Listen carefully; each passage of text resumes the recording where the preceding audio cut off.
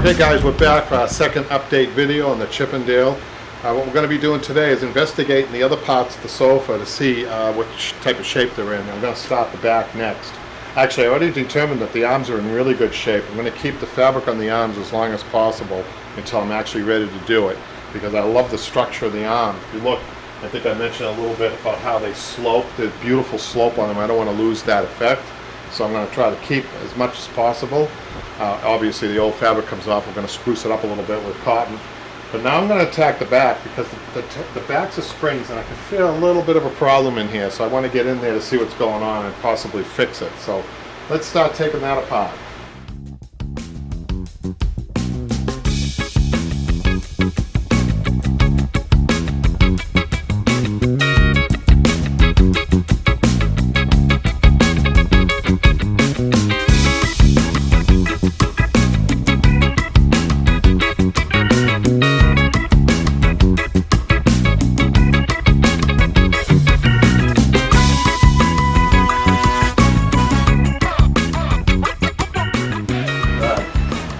So guys, what a awesome surprise. I just took off a big thick layer of cotton, which I love, which has been encased in that fabric forever, and it's still almost as fresh as it was put in there. The big surprise was how much horsehair there was underneath that. It's amazing. There probably is about 10 to 15 pounds of horsehair that I just peeled off. You saw me just clip the stitching on it that was hand stitched to the burlap. But now, as you can see, I need some work. We're going to have to do some restoration work on the spring, so I got to get busy on that. So what I'm going to be doing is I'm going to be putting this up on its back. I'm going to be taking off the burlap, and then I'm going to be hand tying these springs again and then replacing with more burlap.